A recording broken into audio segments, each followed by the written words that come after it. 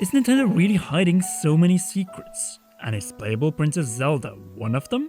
It might just be, so let's explore the likelihood of this happening after you leave a like, subscribe and press the notification bell as we're going for 2023 likes in this video, and a big Zelda Switch OLED giveaway at 333,333 subscribers. Ever since June 11, 2019, the biggest question regarding the 20th Zelda has been, is the princess dead?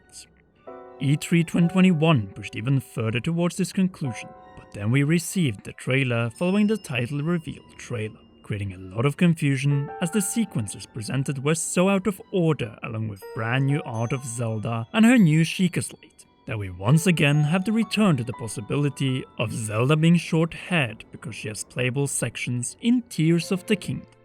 Naturally, this possibility fully depends on Zelda surviving that fall, and I want to present to you some solid arguments why she isn't just a spirit in the sky.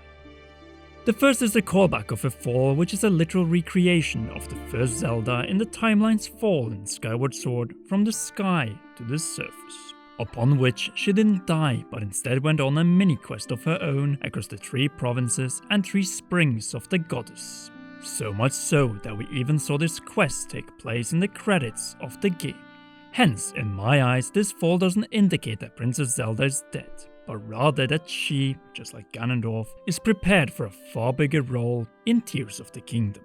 She missed out on Smash, but was a key playable character in Age of Calamity, and the desire to play as the princess in the 20th game, her title in her name, would be nothing short of revolutionary. So yes, we have the Skyward Sword argument for her being alive, but trapped deeper on the ground than Link will be able to in the game.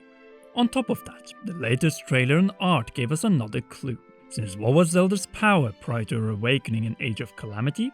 The Sheikah Slate, and though the old model from Breath of the Wild and Age of Calamity appears to have been retired, she now has a new one that is not shaped on the failed Wii U, but uber successful Nintendo Switch, with an awesome Lens of Truth backside. Why give a tool of such potential power to Zelda if you're just going to kill her off in the beginning of the game? To give it to Link, right? Wrong, as she already has the hand that replaces most of the Sheikah Slate's powers and adds far more to it. In other words, Link doesn't need a slate, but Zelda, if she wakes up on the ground, definitely, as her power of light might not be there when she needs it. That is the art perspective. The second is how much Nintendo is teasing with her being dead, and a spirit in the sky without actually showing her there. And why would you do that? To hide your real intention in the sequel of combinations. The selection of words in the February trailer and the footage shown with it was very deliberate, to lead us into believing one thing, while also leaving slight teasers towards the other, namely the large underground area sequence seen early in the February trailer. At the same time, Nintendo continues to market this game as an experience where Link will reconquer the surface and also do the same in the sky, but not a single word about the underground. And that despite seeing Link fighting down here and recently being chased by a Hinox in a cave. Something reeks here, and just like the reek fish in Twilight Princess, it might lead us to a brand new experience in 3D Zelda, since here's what I think Nintendo is hiding away until we play the game ourselves. After playing as Link for X amount of hours, believing that he lost the princess forever on the ground, we cut from him closing his eyes to the princess opening them after losing consciousness from that fall. And this would make sense, as in classic Zelda fashion, we always start playing as Link in 3D Zelda games from the point of Link's awakening, so naturally we'll start playing as the princess by waking up. But then what? Finding ourselves in a dangerous world filled with enemies and hazards that can kill Zelda in an instant. That is, if it wasn't for her Sheikah Slate. And when you think of it, one of the biggest obstacles in the way of making Zelda playable is that she would play too similar to Link. But by limiting her attacking moveset to a new Sheikah Slate, the problem might have been solved. As we A, don't play as Zelda in the same places as Link, and B, we don't play her like the hero, but rather as a lost soul in a literal hell which might hide deep secrets that are not found in the caves that Link can explore from the surface, or the new wooden towers. And finally C, make these deep ground sequences linear and brief so that it can end with a telepathic message to Link, guiding him further on in his quest on the surface, sky and the closer to surface level sections of the underground. A combination like we have never seen in Zelda before, but which has been proven to work from both a storytelling and gameplay scenario in the Witcher series, specifically in the conclusion of that trilogy, The Wild Hunt. The Witcher 3 came out too late with its 1 year and 9 months prior to Breath of the Wild to greatly impact that game, but the sequel is a completely different case. After all, what are we dealing with here? An heir to the throne who is hunted by the forces of evil and on her own path until rejoined with the protagonist for the final battles against the ultimate evil. The only difference is that in Zelda they are at the same age, and the romantic feelings that Link and Zelda share, while Geralt and Ciri have more of a father and daughter relationship. Nonetheless, the series sections were highlighted as some of the greatest moments of power in the entire game, with her teleportation skills and literally slaughtering all who stand in her way. Right here, we see the potential of what Princess Zelda could be, or her gameplay might be more related to stealth. But at the same time, making her more boring than Link with his new powers will just make us dread these sections, when we should all look forward to them, as the series sections were something truly special and a perfect example of how to treat female characters in video games. Zelda has already been a damsel enough, and though she was stronger in the moments of destiny in the cutscenes of Breath of the Wild than in previous games, they were just cutscenes.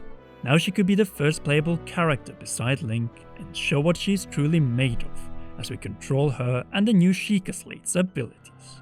A perfect way to bring back Magnesis, Stasis, Cryonis, and the Rune Bombs, along with others, but in a different setting and with a different character than the one we're used to. In other words, we could have both the amazing new hand and the timeless Sheikah Slate, but with two different characters. Naturally, the overwhelming majority of time we'll be playing as Link with the insane gameplay of the new hand, but also some sequences using the Sheikah Slate when playing as Princess Zelda. Now there you have piqued mine and everyone's interest. Meanwhile, I understand why the Zelda team, if going for this path, wants to keep it a secret, as it could be one of the greatest plot twists in the franchise's history. Playing as the title character for the very first time, and not as a spirit, phantom or whatever, but the actual character in the flesh to the fullest potential. Now that is something that set this game apart from Breath. Not only that, but it goes completely in line with what the Zelda team did throughout the King Rome and Memory cutscenes, namely building up this incredible character that strikes back no matter how many tragedies hit her. She's the definition of a fighter who wants to see her kingdom free of Ganon, even if that is the very last thing she does. And it makes sense, since she held this calamity in check in the castle's sanctum for 100 years, and then eradicated it with her divine golden light. Tossing her away for a spiritual role in the sky would not fit her character. She needs to be used more active, not passive, using the technology of the Sheikah Slate and inspire Link to overcome challenges thrown in his way. Because that is what monarchs and leaders do. They show by their own actions an example, and that is exactly what we need in this game, not a Zelda Dead, Hylia-backed scenario, since this Zelda is worth it. And besides, Hylia was a different entity who lived her own life, just like the Zeldas that followed her. And what happened to them? They passed away, but much like King Rome and the champions continue to exist as spirits. And what is the likely home? The sky. So if we are likely to face a divine spirit, then it is that of Hylia who has spoken to us through the statues and not Zelda. Hylia guiding Link from the sky, while Zelda guides him from the underground. Now that is a turn in Zelda history that we have never seen before. But then again, isn't that exactly what this game is all about? Making it different and better than Breath of the Wild.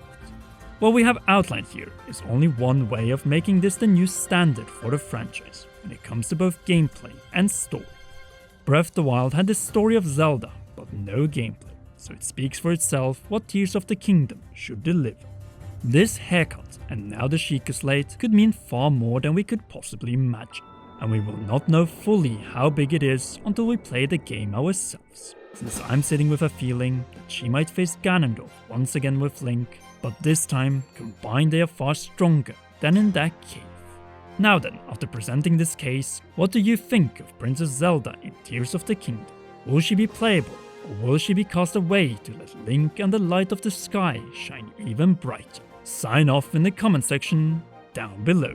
If you haven't already, then be sure to leave a like, subscribe and press that notification bell, as we're only getting started with our Tears of the Kingdom coverage and are aiming higher than ever before. Last but not least, a big thanks goes to you for watching until the end, and to all our patreon.com/comearound patrons, and in particular our role producer Charles Shash. You rock, and please enjoy one or both of these two awesome videos.